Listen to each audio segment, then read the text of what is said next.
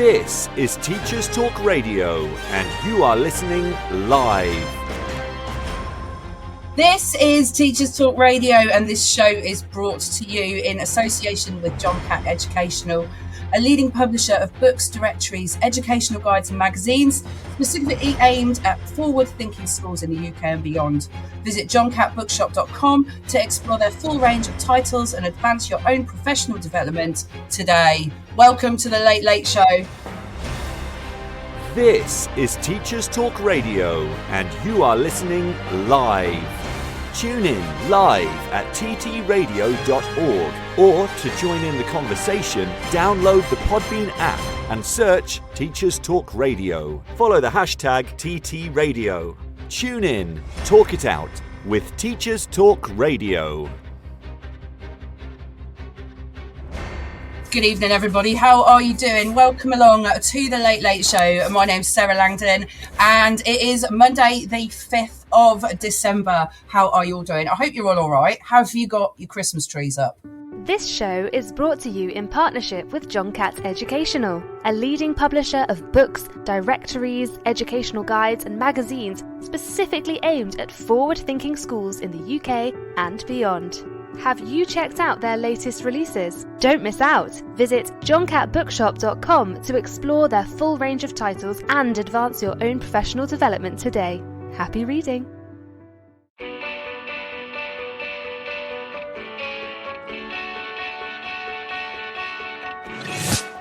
This episode of Teachers Talk Radio has been made possible with support from Witherslack Group, the UK's leading provider of SEN education and care.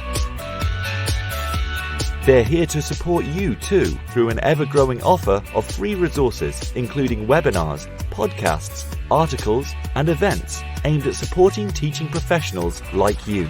Visit their website at www.witherslackgroup.co.uk to find out more. This is Teachers Talk Radio, and this is Teachers Talk Radio News.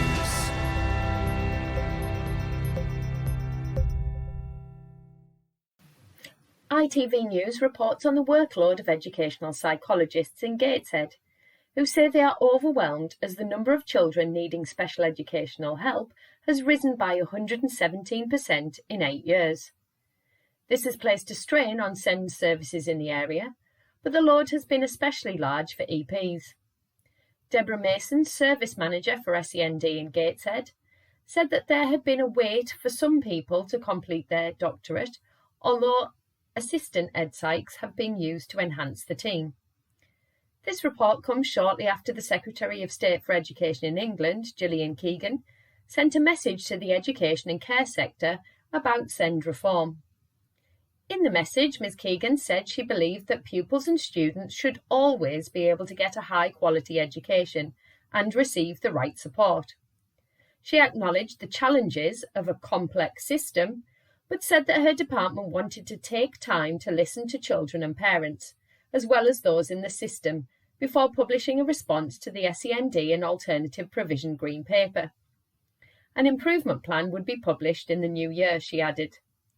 Part of the plan would include investing £21 million into training 400 more educational psychologists. For young people in areas like Gateshead, this funding can't come soon enough. The BBC News website reports on claims that the University of Derby has suspended a student for taking her baby into lectures. The female student is halfway through a degree, and a tutor had agreed to her taking her son to lectures as a short-term measure, but this was later overruled.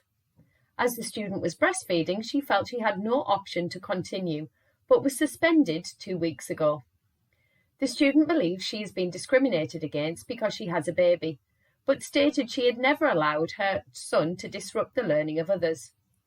A university spokesman said areas were available on campus for those who needed to breastfeed, but that taking a baby or child into lectures was not allowed for health and safety reasons.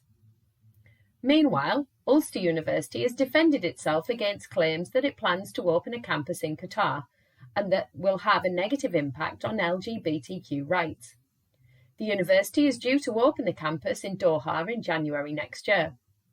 Speaking on BBC Radio Ulster, Hannah McCulloch, chair of the LGBT Society on the university's Coleraine campus, said she is worried that the university is putting financial gain over a community within their community, and that it will damage the establishment's reputation. A spokesman for the university said, Ulster University believes that education is a route for societal growth, and that many UK universities had partnerships with countries across the Middle East. In Wales, the government has announced free Welsh lessons will be extended to the entire education workforce, including non-teaching staff. Alongside this, a new framework for Welsh in English medium schools has been published, underlining how the Welsh language is integral to the new curriculum for Wales. A sabbatical course is also available for teachers to learn or improve their Welsh. Minister for Education and Welsh Language, Jeremy Miles, said, "We want everyone to enjoy using the Welsh language. We are ambitious for our language, and I am pleased to be able to extend the offer of free Welsh lessons to all school staff." Finally, in a week that saw the release of Department for Education statistics, which show a 20% drop in those entering the teaching profession, many media outlets comment on the possible impact on young people. The number of entrants to initial teacher training fell from 36,159 to 28,999 between 2021 and 22 and the 2022 to 23 training years. The government attributed the fall to the reduced number of new entrants and an increase in the target. But critics pointed out that the government's recruitment targets for secondary school teacher training has been missed in 9 out of the last 10 years. A DfE spokesperson said, "For teacher trainees in 2023, bursaries and scholarships in key subjects will be available, and we remain committed to raising the starting salary to £30,000. This has been your Teachers Talk Radio News with Joe Fox. This is 2 Minute Tech with Steve Woods, your tech briefing on Teachers Talk Radio. Hello, did you get a bargain on Black Friday? This week I'm going to talk about deals. First, a little bit of history. Tom will be proud of me. Reading up on Wikipedia and seriously condensing what I found, the term Black Friday refers to the Friday after Thanksgiving when the Christmas shopping season starts. Supposedly, it started in the 1950s. Recently, it marked a time of serious bargains, riots and fighting for unbelievable deals. However, are you getting a bargain or are you just led to believe it? Seeing as last Friday was Black Friday, which began last Monday, and next week will still be Black Friday, or for some stores Cyber Monday or Cyber Week, when you get the best deals online, how do you know a price drop is actually a deal? Well, the short answer is you don't. I have a couple of pointers here that may help you, but the underlying advice is buyer beware. If I go with the best known online retailer, when using Amazon, there's a nifty little price tracking website called Camel.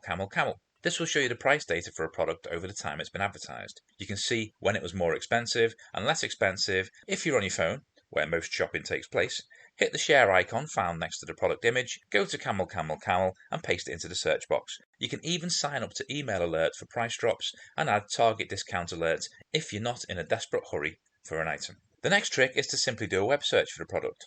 You may find it cheaper in a large supermarket store, and although you may need to go and collect it to save on postage, it may be worth the journey. There's also hundreds of coupon and price comparison sites where you may be able to find further discounts. The only caveat being the time you spend researching may actually outweigh the saving you make. I return to my initial warning. Buyer beware. I hope you get a deal leading up to the holiday season. As always, I'd love to hear your favourite shopping online tips. Let us know at TTR 2022. I'm Steve Woods, and that was 2 Minute Tech. 2 Minute Tech with Steve Woods, your tech briefing on Teachers Talk Radio. Welcome along to Teachers Talk Radio. This is the Late Late Show. First of all, thank you so much to Tom and his guests, Khalil and Daisy, for their show. I've been listening this evening. It's just been amazing, and I've been watching it kind of unfold on Twitter as well. And I must just mention one of the tweets that came in, quote of the night from Daisy: "You can't assessment your way out of a curriculum problem." Isn't that just everybody's absolute favourite way to just sum that up? I absolutely loved it. I loved it. This evening's show is focusing all on teaching abroad. That is my topic this week, and I am actually really super excited because I have 2 guests with me tonight. Now, my 2 guests this evening are Debbie Bryden and Michelle McLeod. I'm really excited to have them because not only are they incredible teachers who are going to be sharing their fantastic experiences of teaching abroad with us this evening, but they are also two colleagues of mine who I worked with when I very first started teaching, when I was just a baby teacher, and they became great friends, and I've been really lucky to stay in touch with them, and I kind of feel like that's really wonderful, bearing in mind that we are now talking about this tonight. So let me welcome Debbie and Michelle. Ladies, are you there? Hi, yeah, I'm here. It's Debbie. Hi, Debbie. Hi. Hello, Michelle. How are you? Thank you. How are you? All right. Apologies. I told you there'd be tech issues on my end as well, didn't I? What was really funny was when we were preparing for the show tonight earlier in the week, Debbie and Michelle and I, we had a little video call about it. And we were like, oh my God, everything's going to be fine. We're going to talk for ages. We're going to have so much to say. But what if the tech doesn't work? So it's good that it didn't work for me rather than you guys having issues. It's absolutely fine. So who would like to start? Because both of you have got very different experiences and journeys of teaching abroad. So do you know what, Debbie, I'll come to you first. First of all, tell us a little bit about what you're doing now. Okay, so currently I'm teaching at a secondary school in Northampton. I'm teaching criminology, psychology, and sociology. Excellent stuff. And when was it that you first had the opportunity to teach in a different country? It was 2013. So I think things have changed a little bit and they have moved on. So I guess the experiences I'm going to talk about are ones that were 9 years ago. Right. Okay. That's cool. That's cool. Where was it that you went? I went to Ghana in Africa. And it was amazing. And yeah, I'm looking forward to chatting about it with you guys. Brilliant. Thank you so much. Thank you for coming on as well. Michelle, what about you? What is it that you're doing at the moment? And where was it that you travelled to and when? That sounded like Blind Date, didn't it? Tell me where you're from. What's your name and where do you come from? Currently working for a medical pupil referral unit. So it's called Hospital and Outreach Education. And it's students that are all too poorly with either mental or physical illness to actually attend mainstream. So I'm teaching GCSE art and design at the moment. And I went to China, and that was in 2016. So yeah, quite different. Yes, I remember that because that's when we were teaching together. I remember you going to China, and I remember you coming back with some of the things that we're going to talk about tonight.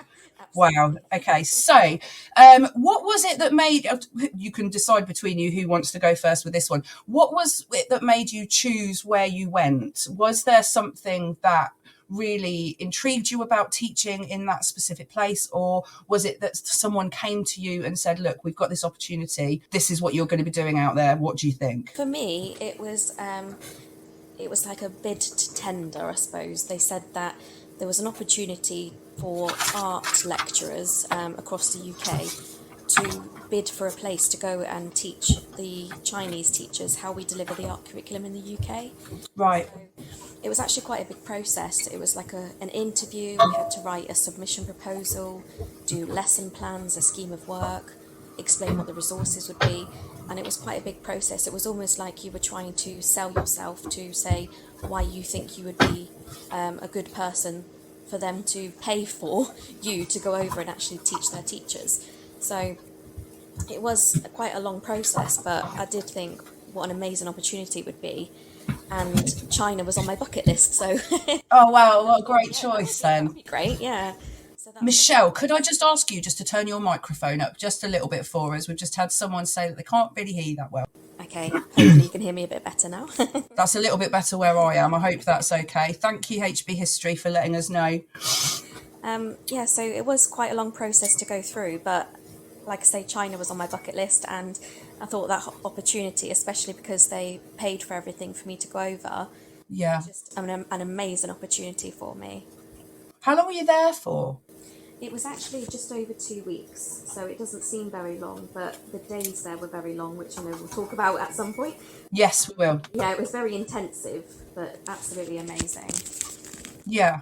What about you, Debbie? How did you get the opportunity to go to Ghana? So basically mine was very different from Michelle because mine was not organised at all. I sat there, I think, over Christmas after a pretty tough year, and I thought, you know what, I really miss doing something out of the box, you know. I'd done the working in Camp America, I'd done the gap year in Australia, and I was thinking, oh, is this life now just sort of work every day and then home. So I thought, you know what, there must be something out there that I can do as a teacher in the school holidays. So I was sitting at my mum's house and I was like looking really late. I stayed up all night and I was just finding all these websites. Yeah, and then I found this one about like low cost volunteering opportunities. I had teaching on the list, and I was like, wow, there are so many placements. And I just remember looking through them all and kind of shortening my list, like, you know, what areas of the world would I like to go to? And I think the reason I chose Ghana is because it's somewhere that you probably wouldn't just go for a holiday. Very So true. it was somewhere that I probably would never go again. And it just looked, you know, just wow. So I did a bit of research. I found out that obviously their first, well, not the first language, but they do speak English as one of their main languages. Right. And it was relatively politically stable. So I thought, okay, I'm going to go for it. So I sent them an email and then they're like, sure, come along. And I was like, okay, do I need to do anything? Do I need to fill in any paperwork? They're like, no, just get a visa and book your flights. And I was thinking, oh, this doesn't sound very Gosh, it's like organised. Kate Winslet in The Holiday. It was a bit impulsive, shall we say, Yeah. but I don't regret a minute of it. It sounds like a fantastic adventure from what we've been talking about kind of leading up to this evening. What were your first impressions when you arrived? Because obviously it was a very spontaneous kind of arrival, if you like. It was indeed. And actually, I landed and, you know, I emailed the day before saying, well, you know, I'm arriving tomorrow. Is someone going to be there, or, you know, how does this work? And they said, don't worry, someone will pick you up at the airport. So, okay. Right. So I remember landing and just sort of looking around like, wow, this is so alien to me. This is such a different culture. And I was looking around for, you know, someone with my name or, you know, but nothing. So I just kind of wandered around a little bit, and an hour later I saw a guy holding up my name on a sign, and I was like, oh, okay, this is good. Oh, thank goodness. So yeah, I mean, it's just typical Ghanaian time, you know, they're very, very laid back generally. So yeah, as soon as I saw Jamal there to pick me up, I was very relieved, and off on my way to the house where we'd all be staying to do our teaching, or other people were doing medical placements and stuff like that. I see. So it wasn't that you were there by yourself. There were kind of a group kind of inducted into different sections, areas, etc. Exactly. So I wasn't there by myself at all. Obviously, I'd applied by myself and gone by myself. But straight away, there were, you know, so many other people from all over the world, and they were just amazing. It was just wonderful. Oh my goodness, that really sounds wonderful, and you've literally only just arrived. I can't wait to find out more. Michelle, what was it like when you arrived in China? I assume it was a lot more structured because it had been organised as kind of like an arranged transfer to teach over there. I had hoped it would be. So I was assured that everybody in Shanghai speaks English or can speak English. So when I arrived, that wasn't the case. And I had sort of what they called like translations of different phrases. So I had it in English, and then the Chinese version was written above it, so I could find which phrase I wanted and try and point to the question or whatever it was and ask somebody. But nobody would even look at the sheet. They were too scared because they thought I was going to try and talk to them, and they didn't know how to speak English. So it was a bit of a shock to the system, trying to find my way around. And also it was -8 degrees when we got there. And it was the coldest Sorry, winter. -8? Yeah. When did you go? When was it? January. Oh, right, okay. But it was one of the coldest winters they'd had in a very long time. So Right. it was a bit of a nightmare. But when I eventually got to Suzhou, which is where the training centre was, I arrived at the hotel, and I'd been travelling for about 36 hours altogether. Right. And I thought, right, I just need a bath. And literally the hotel phone rang and said, we're coming to pick you up in 20 minutes because they're going to host a dinner for you. And it was so lovely that they were going to do that. But at the same time, I thought, I really just want to go to bed. Oh, bless. But they were so hospitable that they knew I'd travelled. And so they'd put on a big sort of feast for me arriving. That is something that China are actually renowned for, isn't it? Is it true? Oh, just to go off topic a little bit, because that's what I do. Is it true that when you have a meal, if you completely clear your plate, they think they haven't given you enough and they refill it? Oh yeah, absolutely. Is that true? They'd Oh be my goodness! horrified if they thought they hadn't fed you enough. Yeah, very, very hospitable, and want to make sure that you're well fed, well looked after. yeah, that you can't come home with any bad stories. I think, they really want to make sure that you do come home Sort of saying made to that. feel welcome. Yeah, they So were was that the lovely. same when you first went into the classroom with the students then? The students were fantastic, but I think that's more a cultural thing in that they were very respectful with no sort of arguments back. I'm Yeah, trying to be diplomatic here. yeah, Thinking, sort of the general issues that we might have with teenagers, for example. It's not like that at all because they're in education. They go to yeah. education to learn. So they sit down, they be So they quiet, were and they FE listen. students, effectively. Yeah, yeah, Yeah. Okay. yeah. Okay. I see. Debbie, your environment was very different because obviously you were you were volunteering with younger children in Ghana. So can you describe their typical school day to us? What was their kind of like start when they got there? Was it exactly the same as, registration, straight into lessons, or was it, incredibly different to that? It was incredibly different. Now, the reason I chose the younger ones is because I teach obviously A levels. Yeah. So it was very much like, you know what, I'm going to do something completely out of my comfort zone. And I remember getting there Nice. on my first day, and the teacher just said, "This is going to be your class, and I need to go and get my little boy some malaria medicine, so you can teach now." And I was just like, "Oh, right." And there's all these small children just looking at me, sitting in rows, and I'm thinking, I've got not a clue what I'm going to do. It was just absolute panic. It's very unstructured, unlike Yeah. what it sounds like Michelle was doing. It was very much do what you want, it's fine. There's not really a plan here. So yeah, there was that moment of panic, and then I just started sort of looking at what they've been doing. They've been writing poems and just like Oh, basic how addition lovely. and stuff like that. So I just kind of got stuck in really. How many did you have in the class and what age were they? They were between 4 and 6. It was classed as preschool, I Oh, believe. right. Okay. They were really quite young, and I think they were at that age where some of them really appreciated this educational opportunity that they were getting, but others were too young to really appreciate it. Whereas I Yeah. also did actually teach in the evenings down at the fishing village, and they were sort of older. They were 10 to 13, and they literally hung on every word, and there was just this buzz every time you spoke, every time they spoke. They just had their hands up saying, "Madame, Bless please, them. madame, pick me." Whereas the littlies, they were, some of them appreciated it and some didn't. So a bit of a mix. What was the length of the school day? Well, do you know what? I honestly can't answer that because I was just doing mornings, because in the afternoon Really? Okay. I was at the orphanage working with some kids there. Right. Similar sort of stuff, but not formal teaching. So I was just doing until midday.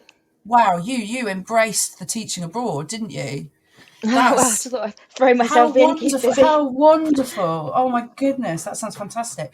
So this question is to both of you. What are the biggest differences that you would say between the country that you were in compared to the UK? I'll let you two chat this one out. In terms of education or just in general? Yeah. Well, sort of culturally. So was there like a massive culture shock going into a different country, having to do things in a specific way, but then also navigate your way through teaching as well? I think because where I went, it was a non-westernized town, so there was Yeah. absolutely no English written translations anywhere. So I had to have an interpreter with me The at language all barrier was times. Yeah, probably the massive. biggest thing. Yeah, massive language barrier issue. However, I was able to use a map and go out walking and, go and explore things by myself. But I was quite surprised when I got lost, and I couldn't sort of navigate my way around the subway. And I went to ask a police officer a question, and they all shouted at me because apparently you're not allowed to approach police officers in China. And I didn't know that. How are you meant to know that? So that was a bit I of a wouldn't know shock. that. No. Oh my goodness. I thought normally we'd go to the police if we needed help, but yeah. An it was angry the policeman opposite. shouting at you in Chinese. And regarded in the classroom, it was just very much, they're so respectful and they are keen and want to learn. And when you said about how long the days are, their school days are absolutely horrendous compared to here. They Really? start as Go early on. as 7 or 8 in the morning, and then they would be in school until maybe 6 p.m. But they'd also all be expected to learn a musical instrument and do Saturday school. So they only had Sundays off. Wow. So, and it was a very long day. So even in the mornings, I found this quite strange, is that they would have for their breakfast what we would have as an evening meal. So they would have full on like massive meals of soup and dumplings and chow mein and, lots of meat and vegetables. And they would be eating this in the morning, and I'd sit there with my cereal. I just got visions of you with your Cheerios. Yeah, literally. And they're all sat there eating like these full main meals. And but it was just because it keeps them going until later. Well, I'm not surprised if they're starting school at 7 or 8 in the morning and they're not finishing till 6 at night, and then they've got to do a Saturday learning a musical instrument. Yeah, I mean, I'd be eating that 3 meals a day. Yeah, exactly. Can you imagine? Can you imagine our kids having to do those hours? This is what Genuinely I say to all the time. When they moan about something, I'm like, well, just be grateful you're in the UK. Let's go to China, shall we? Definitely. Oh gosh, what about you, Debbie? So the biggest culture shock for me was just the fact that people were everywhere all the time. And I'm one of these people that at the end of the day, I like to kind of have that time to decompress, but you did not get a minute because everyone was just so friendly. They were like the warmest, most hospitable people, but of course they wanted to talk, and there was just people everywhere all the time, out on the streets at nights. They don't tend to, I guess, well, the people in the town I was living in, they didn't spend really time in their homes because their homes are quite basic, I guess. So they just sleep there really. So they were out on the streets, just sort of sitting, chatting with neighbours, cooking out on the street. So there's just so many people. That was the biggest thing I noticed about the culture, but also that how grown up the children were in many ways. So in the UK, even the littlies that are like 4 or 6. Yes and no. I'd say more so when they get to sort of 6, 7, 8. There just didn't really seem to be this big divide between adults and children like there are in the UK. Right. So, for example, one day the school flooded in the playground, and there was sort of rain everywhere, and the older children were just kind of getting brooms together made out of bundles of branches and twigs, and they were just sweeping the water out of the playground without being asked. They just kind of pitched in and helped because they knew that's what would be a good thing to do. That's amazing. I don't even think I would have figured out to do that. Yeah, I don't think I would either. I think I stood there watching them like, oh, wow, they're really switched on, aren't they? That is actually ingenious. That is actually ingenious. Oh, my goodness. So relationships with the staff and the students when you were over there was good. You were kind of made to feel inclusively part of the kind of teaching team, if you like, and you developed relationships with the kids that you were working with at the time that you were there. Yes, absolutely. My interpreter was she was amazing. Her name was Xiao, and she ended up sort of taking me under her wing, and in the evenings she would collect me in an Uber, and we would go to different places, like to coffee shops and things. Her English was fantastic. So she was just absolutely lovely, really helped me see what the culture was like, and took me to some sort of ancient streets that were part of the sort of protected areas and things. And I saw some actual, I suppose I'm going to say real China, no touristy parts, it was off-the-beaten track, only where locals could go, because, you can't understand the language basically. And obviously not everywhere could be touristy. I mean, there are areas, people just live and do life and that. Oh, lots of people stopped and took photos of me because they were so surprised to see. Somebody shouted white. They just shouted white at me. Oh, wow. Okay. I'm like the palest person in the world. Literally, yeah. But I was short enough to fit in with everybody, so that was brilliant. Oh, bless you. That's adorable. Yeah, but no, they would be quite shocked to see me, and people would stop their cars and stare. Because they weren't used to having like tourists, etc., in those specific areas that you were visiting. Yeah, that's actually really lovely, and kind of an intimate visit into kind of that side of the culture that you were teaching in, to be able to, to be able to kind of see that side of those students that you were meeting and understand more about where they came from and why they learned the way they did. The students would bring in traditional snacks and things for me to try. Now, I like my food. I do. Let's go. Come on. Do you know what I've actually got on my plan for this evening that I wrote? Where is it? There's a piece of paper here, and I've got a list of all really nicely organised bullet points, and then just in capital letters underlined twice next to Michelle is food. Food. I've got some food stories. Yeah. Just don't talk about the fish in the bowl. No. But they were really they really wanted us to, me to embrace their culture and try it and take part in it. So they would bring in traditional snacks and different teas to try, and it was just amazing. It was lovely that they all wanted me to sort of have all these experiences. Yeah. Do you know what I love about that? The fact that just completely backs up the fact that when you're a teacher, you never stop learning. Oh, absolutely. Doesn't it? I mean, how 100%. fantastic is that? And the experiences that you learn and the things that you tried and found out and explored while you were there, you then brought them home with you and then were able to put all of that experience into what you were then doing here, which will bring us on to what we're going to talk about in a little bit. Oh my goodness, Debbie. What was the food like in Ghana? No, in all seriousness. The food? The food. No, the food. We're not going to talk about the food. Was the food in Ghana? Well, at the time I was vegetarian, so it was a bit Oh, tricky. okay. It was a bit tricky. But yeah, I did actually find that they don't have cheese anywhere, so I couldn't find cheese. Oh, I But can't go. they I can't go sold there then. Bounty bars. I could find Bounty bars and bourbon biscuits. They were like the two things I could find in like really That's random amazing. shops. So I always had a stash of those. And apart from that, it was just things like the bread was always sweet bread. They never had like savory bread. So it was sweet bread. We had, eggs, rice, beans, stuff like that.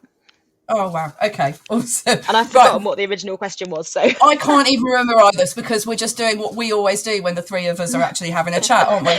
Yeah. So what I'm going to do is I am going to take a short break for the news and for this week's 2-minute tech. But first of all, I just must mention our other sponsor for this week's show, which is the Witherslack Group, a leading provider of specialist education and care. They need people like you to help them achieve even more. With a Slack, you'll be given all the resources and support you need, offered a clear path to career progression, and rewarded with some of the best salaries and benefits the industry has to offer. Check out their vacancies at witherslackgroup.co.uk. So we're sponsored by the Witherslack Group tonight, and we're also sponsored by John Catt Educational. You can check out the johncattbookshop.com to explore their full range of titles. Debbie and Michelle are still with us. We are talking about teaching abroad this evening, and we have covered loads of things from kind of the lead up to how they came to teach abroad in a specific place, what made them choose that location or where they were taken in that location, and talking about a typical school day and the biggest differences between that country and teaching the UK with kind of things like culture shocks and things. So let's come back and talk some more, and I can guarantee you halfway through an answer the news is just going to randomly start playing, so we'll go with it. Ladies, how did the places that you taught in deal with things like students with learning disabilities, for example? That was something I was quite aware of because my background was with special needs. So I'm always very hyper aware that those sort of things are put in place. And when I got there, I said, what happens with students that have any learning difficulties or disabilities? And it was basically a, shh, we don't talk about that. And I was Oh, like, really? yeah. I was like, what do you mean? So the way it was told to me was that they would have specialist schools, but that they don't really have the integration into mainstream.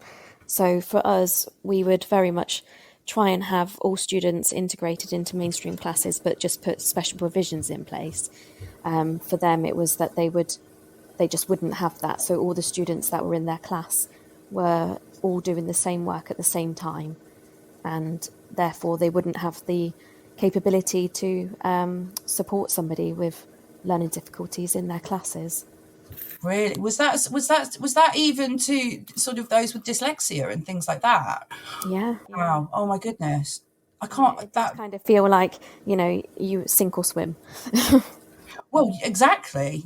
It is, isn't it? And did you come across many students that were struggling at all, or that were sort of you kind of saw that they could have benefited from some additional support? No, because everybody I met was talented, and it was again very bizarre in that we every year our different cohorts, we obviously have massive divisions between the levels of ability, and everybody there was able to do everything that I was asking them to do, in the sense of the way that they did their drawing or how they use different media.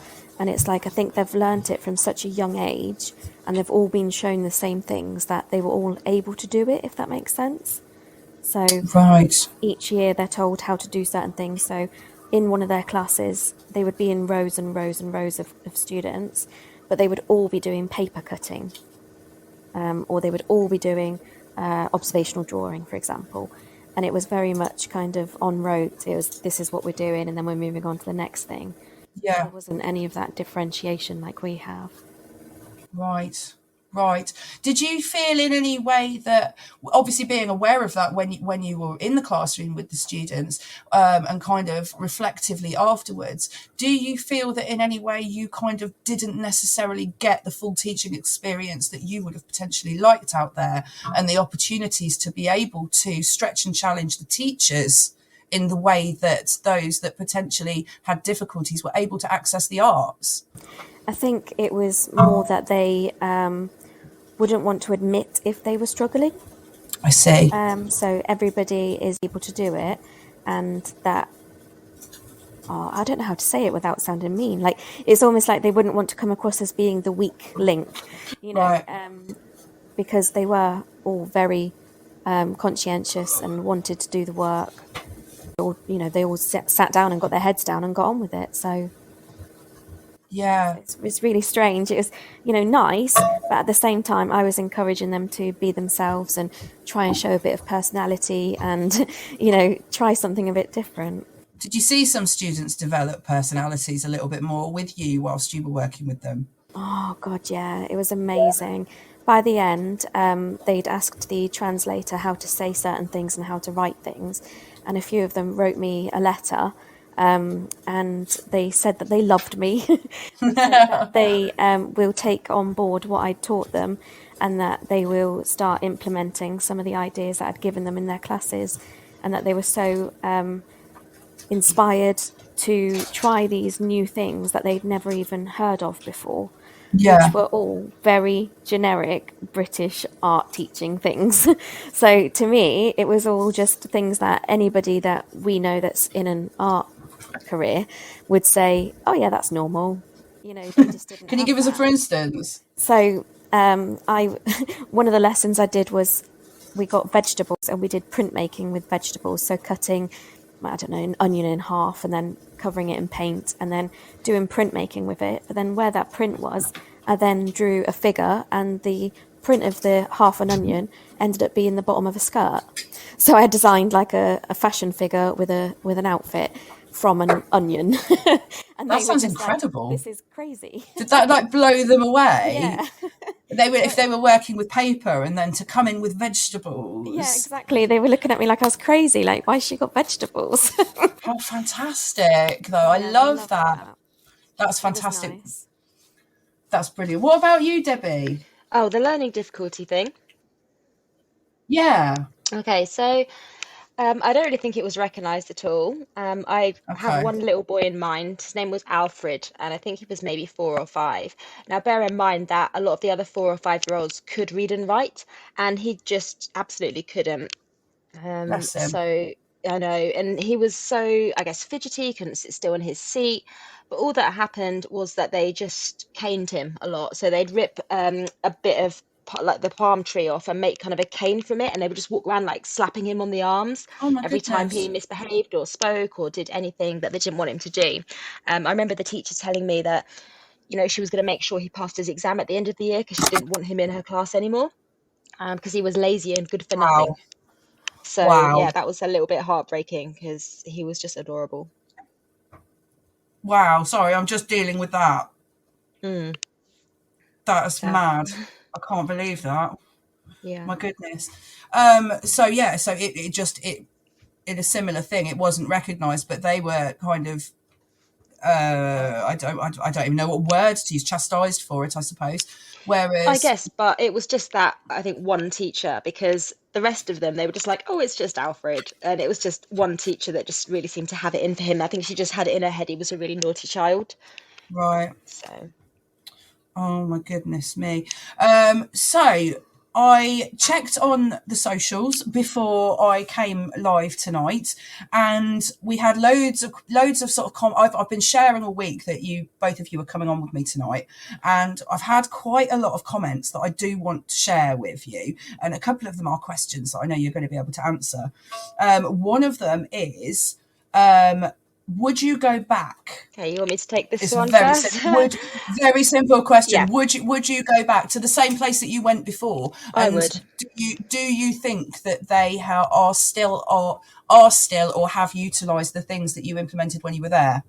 Okay, so I would go back in a heartbeat. I feel like for me, 3 weeks wasn't long enough. Yeah. However, I knew that it was just something that I was doing in the summer holidays. I would love to do it longer term. Now is not the time, I have a house and a dog and stuff. So, but in the future, I Yes. would Yeah. definitely go back to exactly the same place. I don't really feel like, I set the world on fire when I was there. It was very much a case of they're understaffed. I'm there. I can do some teaching, but I didn't really have a chance, I guess, to implement anything new because it was just sort of taking over the reins for a few weeks. Yeah. Yeah. What about you, Michelle? I think for me it's a little bit different in that it was lovely. I felt like I did inspire them, and I would love to go back and just see if they were able to put those different things in place in their classes. However, from a personal point of view, if I was going to go back, I'd love to go to a different part of China to experience the culture in a different part, because I know each of the different provinces is very different. So I think if I was going to go all the way back to China, I'd probably like to go to Beijing or somewhere. So it's kind of half and half. I'd love to see the people there that I saw previously, Yeah. to see if they were able to make those differences in the classes, because it's very prescribed what they learn. The government. That's a great way of describing it. So, yeah, so it's very, they kind of be told what to do. And I feel like I really ruffled up some feathers in a good way. So I'd love In a to good see. way. Yeah, Absolutely. definitely. Absolutely. That's really interesting, actually. And one thing I did want to ask you, Michelle, because I did notice on my little list of, I can see people that have been listening this evening, one of whom is the lady who I interviewed 2 weeks ago called Rupinder, who is the lead of creative arts at Sandhurst College. And I was going to, she was basically, we talked for an hour about the importance of the creative arts for opportunities, be it personally, in work, in life, the doors that it just opens generally. And I just wondered, like you said, they're very prescribed with their education over there. What do they believe that the arts are there for? What is their kind of direction for students going into the arts in China? I think it is Just for Rupinder's benefit. Yeah, I think it is all just based on talent and whether they would be good enough to use that art as an actual career. I see. So they they're basically all taught the same thing at the same time. So each of the students would be working on the same project, doing the same technique, using the same media and processes. And if they were absolutely fantastic at it, then that's great. And they are all striving to be the best at it. So I think from the point of view of who's the best at it, rather than it being from a therapeutic point of view, for example, which is sort of where I come from, really. I think it's an amazing way to express yourself and sort of relax as well. I like to find ways that the students can use it in their own time as well. So Absolutely. very, very different.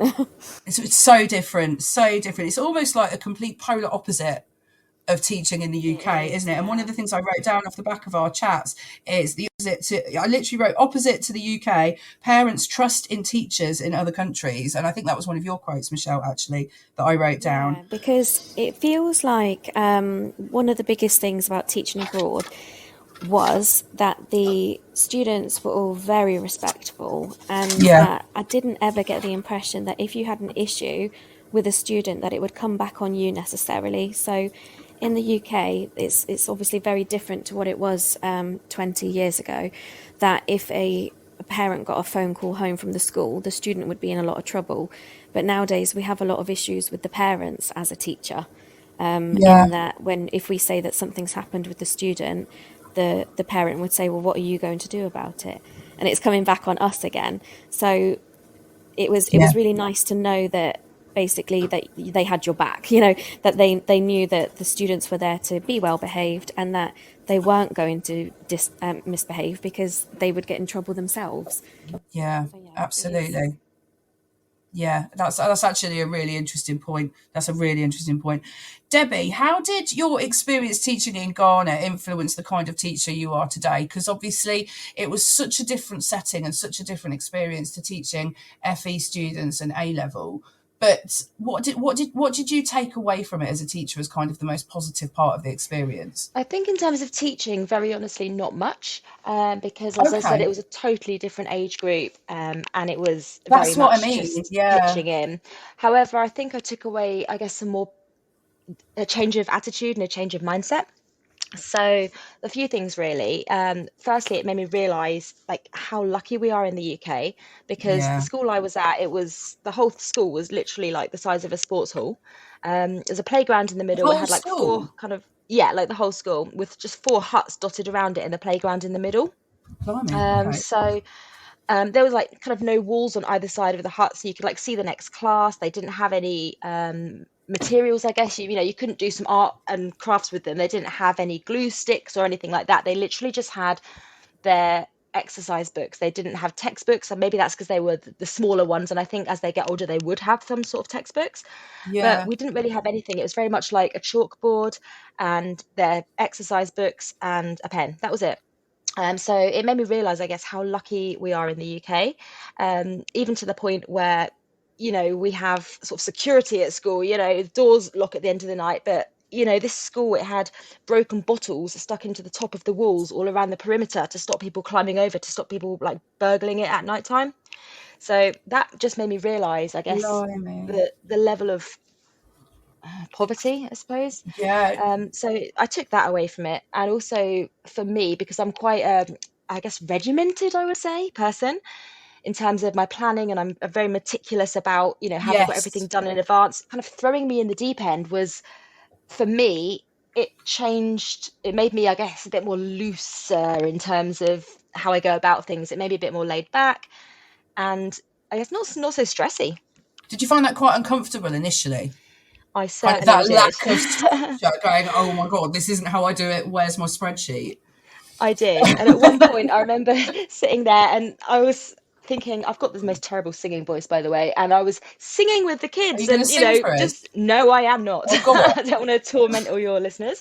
So, I love it. yeah, I remember doing that. And I was just thinking, what am I doing? I never ever thought I'd be doing this. But in a way, I was just like, wow, this is so different and so out of my comfort zone and something I'm never going to do again. But I did it and I Definitely. can do it. And it made me have belief in myself. So that was pretty good. Yeah, definitely, definitely. One question that came in from a friend of mine called Mark. He says, if there was no specific kind of direct curriculum, what was the assessment and process and tracking process with students, or was it kind of a bit of a free for all? That's to both So, of you, by the way. okay. So where I was, as I said, I was with the Littlies, as I keep saying. Yeah. It appeared very much like there wasn't. I mean, the teachers did take the exercise books home, and I know that because there was a couple of times half the students didn't have them because the teacher had them and the teacher was off sick that day. So I know for a fact their work was being marked, etc. They do have an end of year exam, as I said, to progress up to the next class. Okay. But I'm not sure they tracked the same way we would in terms of, target grades, etc. I don't think they'd have the target grades. It was very much like, are you meeting the bare minimum? Yes, if so, you can pass. If not, then, you won't move on to the next year. Right. So what was the progression in that kind of educational environment? They went from year to year. What was the kind of the transition from kind of that age group to the older age group going into what would be secondary school year 7, I suppose, and beyond? What was their kind of journey? Well, because I only was there for a short time and I only work with the 4 to 6 year olds, I'm not entirely sure. You don't kind of, yeah. So that's the thing. You don't know where they kind of would have gone next. No, I Oh believe gosh. that the classes, you stay in that sort of primary school and you Yes. just move up to the next class with the other teacher. That's what I was led to Yeah. believe. Okay, so yeah, so the structure is relatively the same, but with kind of a freedom of learning for the teacher in there, kind of. Yeah. Yeah, yeah. In All Canada, right. they were expected to stay in education until they're 23. Really? Yeah, so it was expected that they would go on to university and basically do a master's straight after. Right. So wow. Okay. So they went GCSE into further education / A levels, and then university and a master's. Yeah. What? Right. Okay. And so And that was that's kind of expected. Goodness, no pressure. My goodness. Right. Okay. We are coming towards the end of the interrogation, ladies. Do not worry. A really nice question to sort of get ready to come to the end, because I've got some lovely messages to read out with regards to kind of, we're going to come to the end point of why we're talking about teaching abroad today. What was your overall happiest moment of your experience teaching in a different country? That's a hard one, isn't it? Because there were so many good bits. Yeah, so many. But what would be kind of your biggest highlight? If someone said, pick a moment in that 2-3 weeks you were there, that's the thing that you will never forget. I absolutely love learning about other cultures. So I've been very lucky to travel to lots of countries, and I think it was an amazing opportunity to be in that culture and really sort of submerged, getting to experience it with my translator.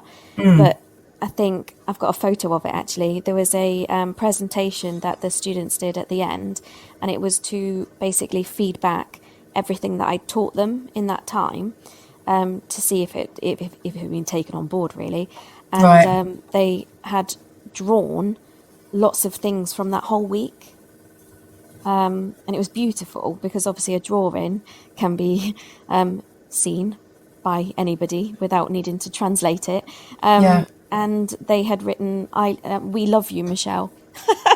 Oh gosh, don't! I just really felt like I'd made a difference. That's really beautiful, like a memory board kind of thing. It was, yeah. It was really lovely. That's really wonderful, because that's such a wonderful experience for you and such a lovely memory for you. But it also shows of what a fabulous impact that you had on their lives, and the fact that they're going to remember you as well, which is just wonderful. I hope so. Oh, how lovely. Oh gosh, Debbie. So for me, please tell me Alfred was okay. Yeah, he was fine. He was a pretty resilient little guy. So for me, I think I was thinking about this earlier because I had a feeling you'd ask something like this. And one memory that stands out was taking all the students to a trip. I thought we're going to the beach. It got a bit confusing. We're going to somewhere called like Crocrabite Beach, and I was thinking, oh, we're taking the students to the beach for the day. We were not. It was the name of the town. They were opening up a new school there, so we sort of took all the kids there, and our students, I didn't know this because it was the older ones in our school. They'd actually prepared a dance for everyone in the village, and just watching them, I felt so, I know, proud, I guess, even though they weren't my particular class. I was just like, wow, this is my kids from my school, and they're doing this dance to all the villagers, and they can dance. They are amazing. And I just stood there like, oh, this is fantastic. It was just that heartwarming moment. That sounds wonderful. That's really beautiful. And they shared that with you as well, for, in the same way that Michelle impacted so positively on her students. It was the same. They wanted to show that to you as well because of the time that you'd spent with them. That's so beautiful. I really love that. So the kind of crux of the show is this. Do you think every teacher should teach abroad at least once? Now, some of the responses I've had in, I'm going to read them to you. I've picked three specifically that I'm going to share with you. Jess from EYFS has put, yes, everyone should. You just might not go home.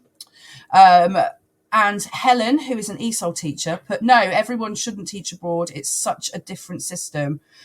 It's an entirely different system. But everyone should broaden their horizons by travelling it if they can.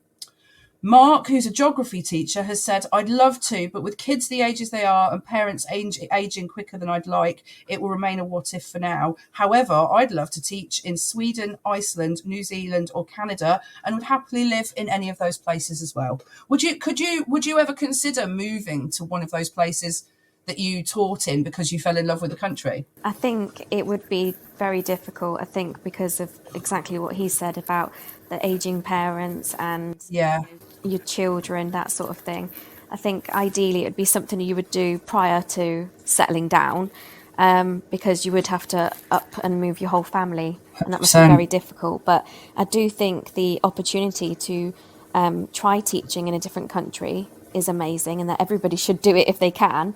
I do understand it's a very So different yes. system, but yes, I think it's just such an amazing experience and a chance to really also be so grateful for what we have and sort of the way that we run things. Yeah, just definitely everyone should do it if they can. Yeah. If there was a place that you could go to, if you were given the opportunity to go and teach abroad again, but not in China, Michelle, where would you go?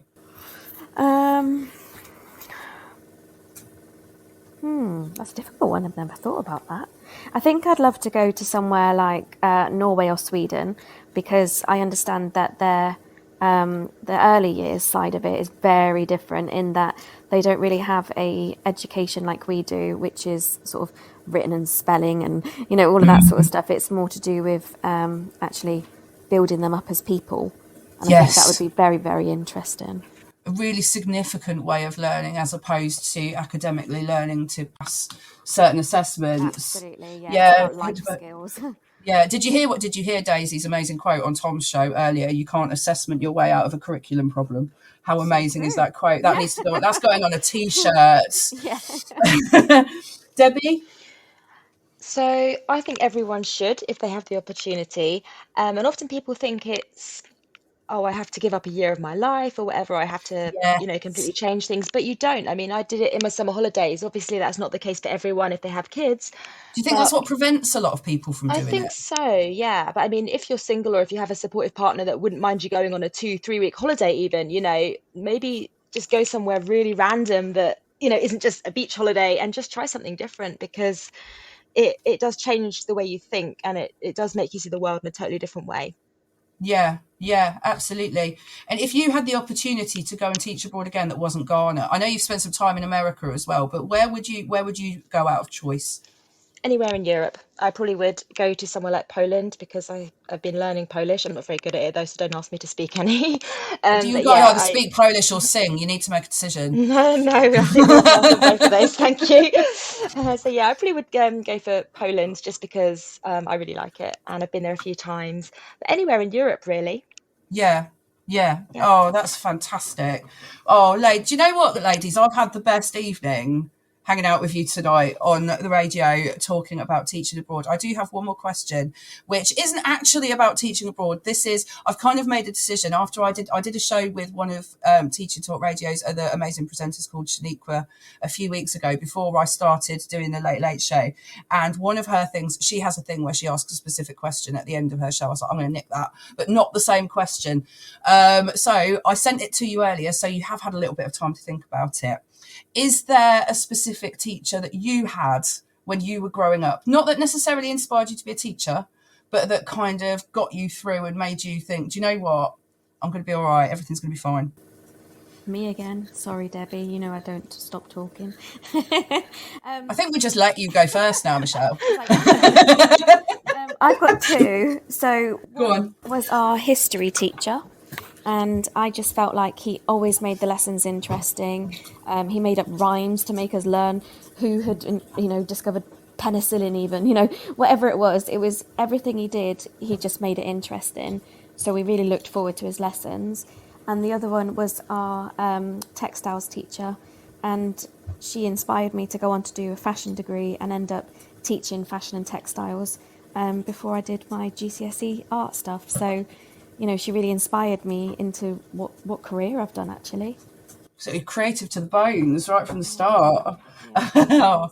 Oh, lovely. And it sounds like your history teacher was very creative as well, putting like rhymes and things into lessons. Mr. Harvey. Oh, hello, Mr. Harvey. I hope you're listening. What about you, Debbie? Who was your inspirational teacher? So obviously I had the really lovely teachers that everyone likes and that you really warm to. So a few names would be, Miss Ray, my RS teacher, Anita Sawyer from my college teaching me psychology, and Mr. Ing. He was one of my absolute favourites growing up. But What a great I think the one that name. inspired, I know, Mr. Ing, it's Mr. great, isn't it? Ing. The one that Writing that inspired down. me the most, though, was a lady called Anne Fazy, and she was my sociology teacher. Okay. And the reason for that was that she challenged everything I said and she made me think about life in a totally different way. So she was the first person I'd ever heard about that was going on protests and stuff on the weekend. And I was like, well, what is this? Protest? Why would it be protesting? At that age, I took everything for granted that, society was good, the government was good. And she, I guess, opened my eyes and made me realise that there's a lot of stuff out there that people need to stand up for. She sounds like a fabulous lady. She is awesome. Yeah, she sounds really, really wicked. Debbie and Michelle, thank you so much for joining me this evening on Teachers Talk Radio. It's been so great. Thank you for coming. Would you consider at some point in the future coming back on to have a chat about something else? So I think we could do like a whole series, quite frankly. Yes, probably. But do you know what? I'll have figured the tech out next time. I was going to say, and if you can mute me yourself, maybe. No, I didn't. I also was about muting you. I was more worried about the news unmuting, to be honest with you. But there we are. We'll figure it out. It's absolutely fine. Thank you so much, ladies. Thank you. It's lovely to catch up with you both again. Lovely to catch up. We'll have coffee and cake soon. We will. Bye. Take care. See you soon. Bye-bye. That was Debbie Bryden and Michelle McLeod, my guests this evening on the Late Late Show, talking about teaching abroad. And I feel like we could have carried on for another hour and a half, quite frankly. I am back with you on the 19th of December, just before Christmas, before we finish for Christmas. And I have to tell you, I am super excited about the guest I have on with me that evening. I'm so excited. I'm going to tell you about them now. Their name is Steph Levy, and they have just been crowned as Pearson's FE Lecturer of the Year. They were presented with the award on BBC's The One Show, and I am going to be talking to Steph on the 19th of December. Join me again then at 9 p.m. You've been listening to Teachers Talk Radio. Tune in live and listen back at ttradio.org. We look forward to hearing from you next time on Teachers Talk Radio.